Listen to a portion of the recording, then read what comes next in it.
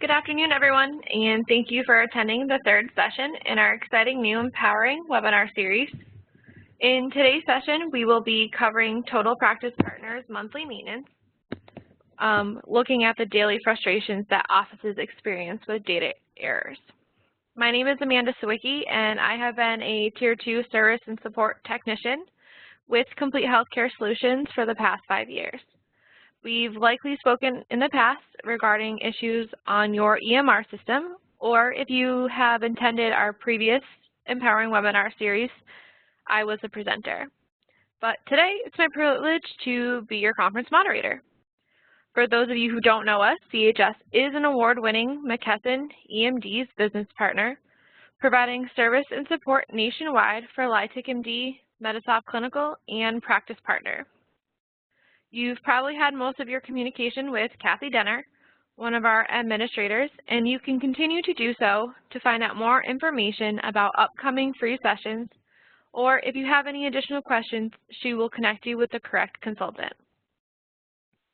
You can check on upcoming topics that we will be covering in this series at our website, myeMRfix.com. Currently, all lines have been placed on mute to prevent any background noises. Please use the Q&A section in the lower right-hand portion of your screen to submit your questions. We'll be including the most relevant questions that can be answered briefly at the end of the webinar and following up personally on the more involved questions at a later time. If we run out of time or if a question comes to mind at a later date, you can respond to your conference session invite or send an email to kdenner@mailchs.com.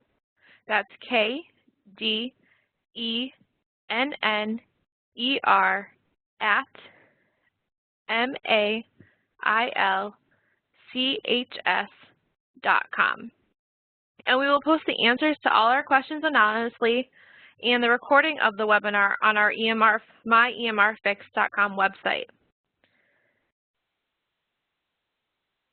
I will now turn the conference over to our Total Practice Partner Optimization Consultant, Mallory Ramey. You all know Mallory, especially if you ever worked with McKesson directly. Mallory was one of the original Practice Partner employees supporting your product. McKesson transitioned Mallory into a key member of their support for all Total Practice Partner customers. Now with Complete Healthcare Solutions, Mallory continues her commitment by servicing hundreds of customers and thousands of providers who depend on their software to help care for their patients. I will now turn the session to Mallory. Take it away, Mallory. Thanks, Amanda, and good morning or afternoon to everyone out there. As Amanda said, my name is Mallory Ramey, but some of you remember me as Mallory Peterson. I've been working with the Practice Partner system for over 10 years and strive every day to help end users maintain their Practice Partner system to ensure a user-friendly workday. And I saw a lot of people out there that I recognize, so it's nice to see some familiar names. And thank you again for joining us today. Today we will be going over what may be the bane of your existence during a regular work week. Today's topics will cover the check database utility, the recalculate accounting totals utility, the demographics repair utility, and the check all utility. So, do these errors look familiar to any of you? Well, this is just a few examples of what you may see during your regular Practice Partner workday if your database is not maintained on a monthly basis. You probably think to yourself at some times that this must be normal, and I'm here to tell you that it's definitely not. Unfortunately, over the years and through the changing hands of the Practice Partner database, the knowledge of how to maintain it has slipped through the cracks. Our goal at CHS is to change that and to prove to everyone that this system can and will work. The information that we are about to show you is the recommended monthly maintenance for Practice Partner, so please proceed with caution. We strongly recommend that you consult your IT professional and or your vendor before you perform these actions. And if you don't have either of these, please contact CHS at kdenner@mailchs.com for further assistance. So let's dive right in and talk about checking your database. So the Check Database utility checks and reports on the integrity of data files within the Practice Partner medical billing system. You can use it to do the following. Verify the integrity of account files, other files, or all files combined within the system, and repair database inconsistencies or check for missing codes in the system. Missing codes that can be checked are provider codes, practice codes, procedure codes, diagnosis codes, and account type codes. This utility should be run once per month prior to closing out your month in Practice Partner medical billing. And there are some pre-check database must-dos. First, you're going to want to make sure all users are out of Practice Partner medical billing. Users can still access Practice Partner patient records, appointment scheduler, and Zoom, but the only user that should be logged into medical billing during the check database is the person running it to prevent any system errors. Secondly, you're going to want to make sure you have a backup of your PPART directory. Running your check database. To access the check database utility, you're going to go to Maintenance, Utilities, and Check Database. Once you click on Check Database, the Check Database Files parameter screen will appear. For month-end processing, we recommend choosing option 3 for all files combined, and as well as to have the database repair inconsistencies itself and to manually check for missing codes rather than you doing it on by yourself on your own manually. So press option 3 in your parameter screen, as well as Y to indicate yes under your repair database inconsistencies, and Y under the check for missing codes to indicate yes, and press OK. Once you press OK, you're going to get a pop-up that asks you if your data is backed up. So if you do a nightly backup of your data, type in Y to indicate yes in the box and press OK to proceed. But if you don't have a recent backup of your PPART directory, you're going to type N to indicate no, which will back out of the utility itself. This will give you time to go make a backup of your PPART directory, and then you can proceed with the directions on the screen. If you do have that nightly backup ready and prepared, you're going to type Y to indicate yes to proceed and press OK. And this is kind of where the waiting game starts, so please be patient. I've seen this utility in the past, with my experience, take anywhere from 30 minutes to several hours. So you're going to want to make sure you run it at a time where you can have some downtime within medical billing. Go grab lunch, grab a coffee. You could even run it on a Friday night and come back to it on Monday just so it can do its thing. Once the utility completes, a report will print out showing you the results, and I'll show you an example report in the next couple of slides. Any result that indicates an invalid code means that a code was deleted from the system at some point. Whether you had a provider that was once there and no longer works there, you typically would inactivate that code versus delete it. However, if a user did delete that code, you'll get an invalid code indicated on your report. The best practice and the CHS recommendation, as I stated, is to inactivate codes rather than delete them. This will prevent the error from popping up on your report in the future and will lessen the time it takes for the utility to complete. So on the next screen, I'm going to show you an example report of a check database. And on your left-hand side, it starts with your account number as well as the account name for the patient involved with any inconsistencies or errors found in the system. And I've just highlighted two to give you an example of what that invalid code error would look like.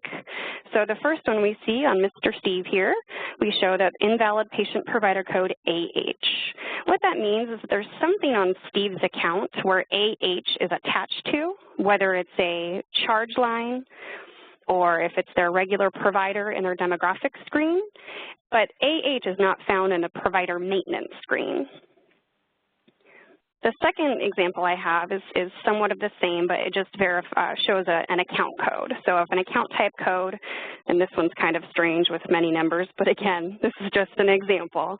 So this account type code was found attached to Mr. Michael Alberts, and at some point, that account type code was deleted out of the account type maintenance screen, but it's still shown attached to an account. There are a couple of ways to fix this.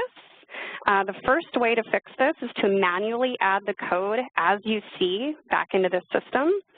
So for the provider code, for example, you would go to Maintenance and Providers and add AH back into the system.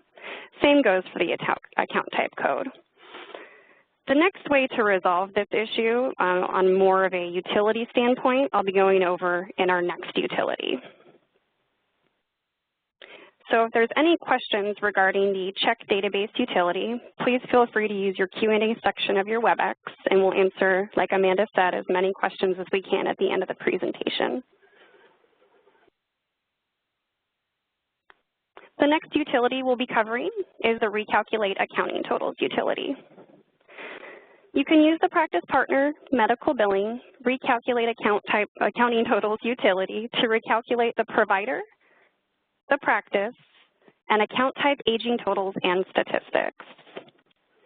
Now, this utility should be run directly after the check database utility is run during your month-end process. If they're not run in sequence, the utility may not work properly, and you may result in having to run both of them all over again. There are some recalculate accounting totals, pre-recalculate accounting totals must do. It's a bit of a tongue twister. The first thing is you're going to want to make sure all users are out of the medical billing system. Users can still access Practice Partner Zoom, Practice Partner Patient Records, and Appointment Scheduler, but all users aside from the user running the utility will need to be out of the system. If there is anybody still logged in, you will receive a pop-up message indicating that users must exit the system before proceeding. Secondly, you're going to want to make sure you have that backup of your PPART directory. Running the Recalculate Accounting Totals utility. To access it, you're going to go to Maintenance, Utilities, and Recalculate Accounting Totals.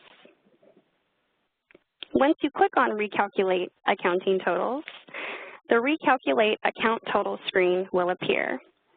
Now, as I said in the description and instructions from our previous utility, the check database, this is going to be the second way to fix those missing codes in the system. It'll show you three options to mark for a checkbox: creating undefined providers, creating undefined practices, and creating undefined account type codes.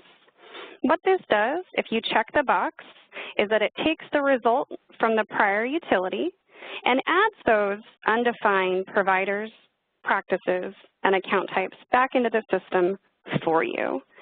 If you only have one or two, a manual process may be easier, but if you have several over the years of using the system, this is a good way to get those added back for you so that you're not having to do a bunch of manual data entry.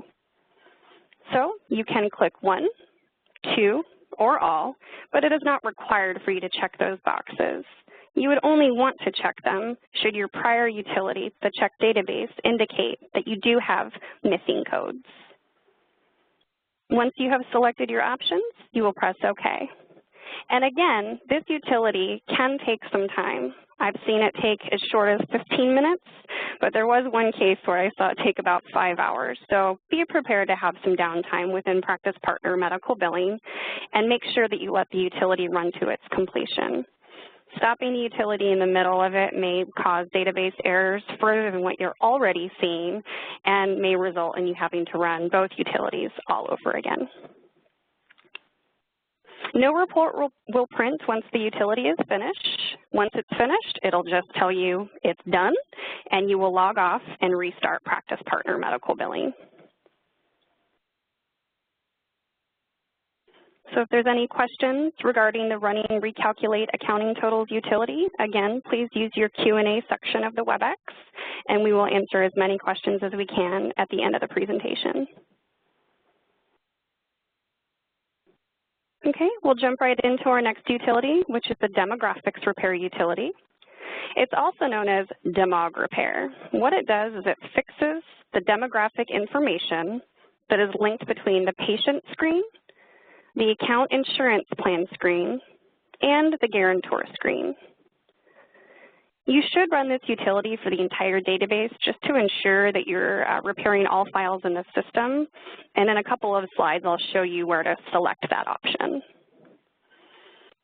This utility should be run monthly, and there is no sequence in which it should be run. It can be run before check database and recalculate accounting totals, and it can be run afterwards. Okay, there are some pre-demographic repair utility must-dos.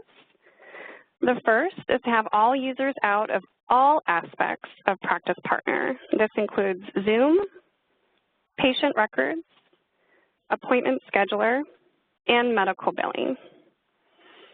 And also, you're going to want to have a backup of that PPART directory. Now, you may have noticed that each individual utility that we've gone over so far states that you need to have a backup of your PPART directory. That doesn't mean you need to have an individual backup for each individual utility. We just want to make sure you have a backup as a whole. It does warn you each time, but that does not mean you need to go make a fresh copy. Just make sure you have your backup in case anything does go wrong, so you can restore PPART with no data loss or corruption. Okay, and to access the demographics repair utility, you're going to be within Practice Partner Medical Billing. Again, all users must be out aside from the person running the utility. They must be out of medical billing and other aspects of Practice Partner. So you're going to go to Maintenance, Utilities, and Demographics Repair.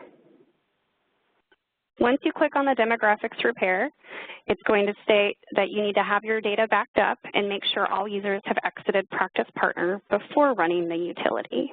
And again, as best practice, if you do your nightly backup of your data, you can press OK to proceed with the utility.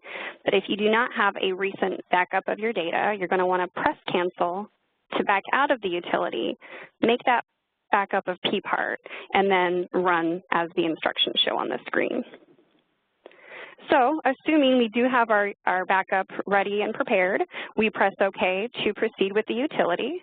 And from there, the demographics repair utility screen will pop up. Now, I'd stated previously you want to repair all files at once, and that's where you choose your option here. We recommend that you repair all files so that you don't have to individually run it for accounts, guarantors, or patients. Repairing all takes care of all of that at one time. You're going to select your Repair All option and press OK. This screen will stay displayed. It will not disappear. It will sit up, and then at the very bottom of the screen, under the OK and Close button, will be a status bar that starts to move. The blue status bar moves from left to right, and when it's finished, again, the screen will stay displayed, and it will just indicate that the utility is finished. And at that time, you can either view the log to see what the system has found and repaired, or you can hit close to exit the utility.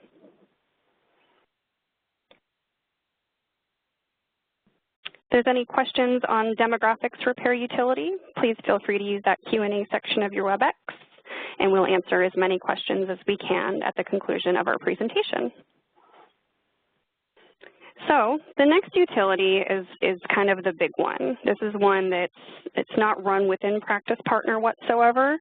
It is our check-all utility. So we just want to let you know that it should really only be run by your IT professional or vendor. If you don't have either of these, please reach out to us at kdenner@mailchs.com. There are some really important pre-check-all must-dos.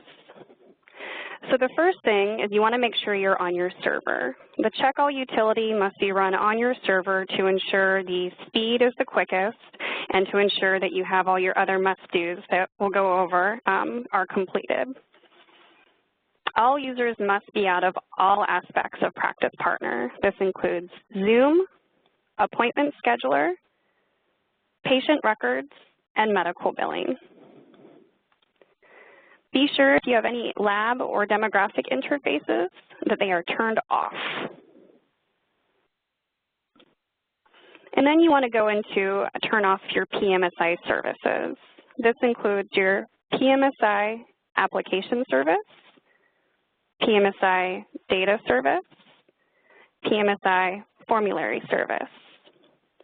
Now, considering the check-all utility is only run for C-Tree customers, you will have C-Tree installed one of two ways, either as a service or an application. So you may see an additional service called the PMSI C-Tree service. Please make sure that is also turned off. And if you do not have C-Tree installed as a service, make sure you're turning off your Faircom C-Tree server prior to running this utility. Now, please remember, the utility completion time can and will vary. In my experience in the past 10 years running this utility, I've seen it take 1 day, and I've actually seen it take 3 days. It doesn't mean that the utility is not working, and it does not mean that it's just slow. It really is dependent on the size of your database. So users who have many accounts and who have been using the system for years and years with all that data built up, your database is going to be somewhat larger than that of a new user who just installed and started using Practice Partner. So be prepared to start this utility and walk away. I typically recommend to end users that it start on a Friday or at a time where you know you'll be closed for a few days, over a holiday weekend, et cetera. You just want to make sure that you do let the utility complete all the way, otherwise you can see data corruption. Just remember that if a user logs into the system while the utility is running, data corruption can and probably will occur. So once you start the utility, you got to let it run till it's finished. On the next screen, I'm going to show you the easiest way and the quickest way to access and run the Check All utility. So first, you're going to navigate out to a command prompt, that big black scary box. It scared me in the beginning, but you get used to it. And you're going to navigate out to your PPART directory, and then once you're in the PPART directory, you're going to type in checkall.bat as shown on the screen. Once you type in checkall.bat, you're going to hit enter. And what this does is it tells the system to run the batch file for checkall utility. And what you'll see is table names starting to appear. They will appear in order of alphabetical order, and once the next table appears, it means it's currently checking that one. Some tables will look like a blink of an eye and they're finished, and some tables it looks like it will be stuck on. That just means that the table is relatively bigger and it's going to take extra time to check the entire table. Once it's finished, you're going to see a screen that looks like the following. It will say, display the words echo is off, and you will be back in your PPART directory. Now, in the example I show on the screen here, my PPART directory is in the P drive, but depending on how your installation was done in the beginning, P may not be the directory that you see it in, and that is okay. Generally, it's the P drive, but if it's not, that's all right. It can be pretty much any drive letter. Once the utility is done and you've seen this screen, you can exit out of the command prompt, and then the utility is finished. And then you will want to run through your post-checkall must-do list. First thing you'll want to do is check the log file to look for any problem tables.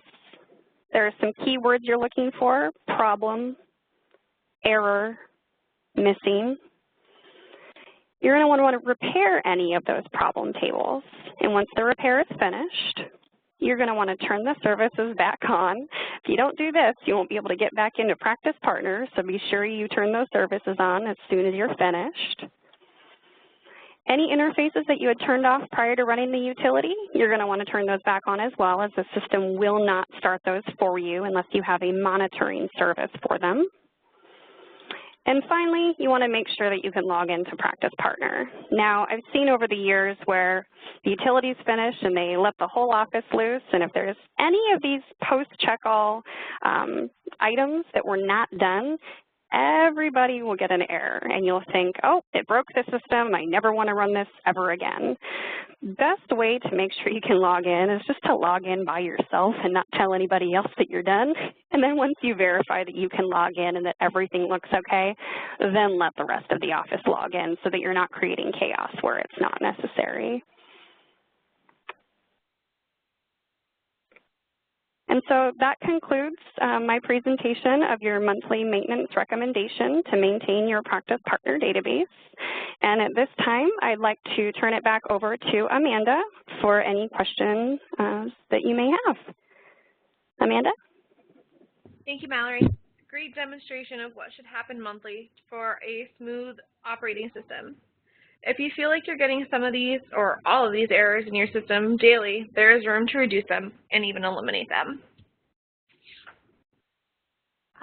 So I'm just looking through right now through the question and answer section. I did receive one question that was regarding the backup. The user wants to know if they just have to back up the root of the P part or the entire folder with subdirectories. So that is a great question. That is one I often get, and I apologize I did not include that in my presentation, but you can leave out your temp FRML folder, which includes those formulary files. You can leave out the formulary files themselves, and you can also leave out your scans, images, and files subdirectories. Otherwise, all of PPART would need to be backed up aside from those items that I just mentioned. Perfect, thank you. We have another question. The user wants to know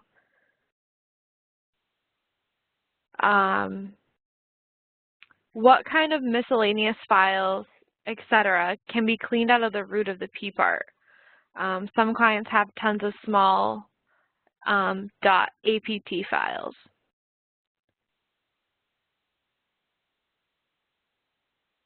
So great question again. So those .apt files is actually created based on a special feature where you're creating an appointment log file. That feature can be turned off in Practice Partner Patient Records by going to Maintenance, Configuration, and Special Features, and that'll tell you if you're actually saving those log files.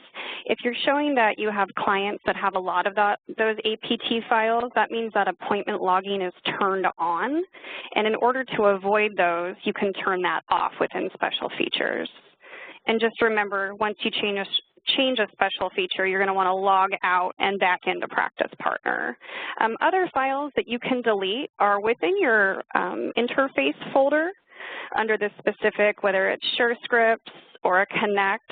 Those archive files that are a couple directories in, depending on how you were installed, you can delete those archive files. I keep about a week's worth just in case we need to go back and look at anything, if there's an issue with a script that didn't go out, a lab result that didn't come in, et cetera.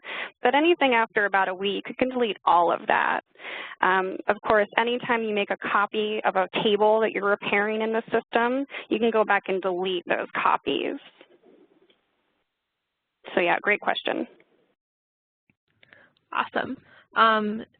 Same user wants to know about if they can delete the PR load files. Yes, you can delete your PR load files. Those are just temporary files that are not necessary. Unfortunately, being temporary files, while most of them delete themselves, this is a file that does not, and you are able to delete PR load files from the system. You don't need to keep any sort of weeks range. You can delete all of them. In speaking with removing stuff from the archive folder, do the services or interfaces have to be turned off, or can you do that while they are still running? As long as it's not the one that was just sent to archive, which the system may show is still in use, you should be able to highlight them all and delete them. As they're not live files at this point, they are at that point just, files that have been, I guess, processed, if you will, and then now they're in the archive. And the only reason why the archive files are even kept is if there's any issue with that particular item, a script, for example, a lab result. We want to make sure we're able to go back and check those files. And yeah, you can definitely get rid of them with users in the system, and services do not need to be turned off. Awesome.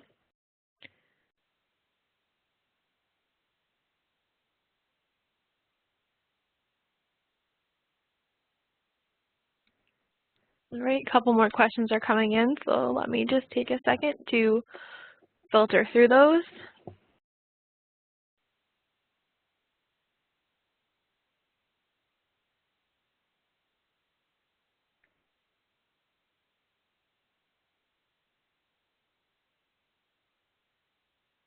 The next question that came in is, why must you copy your P part before running utilities?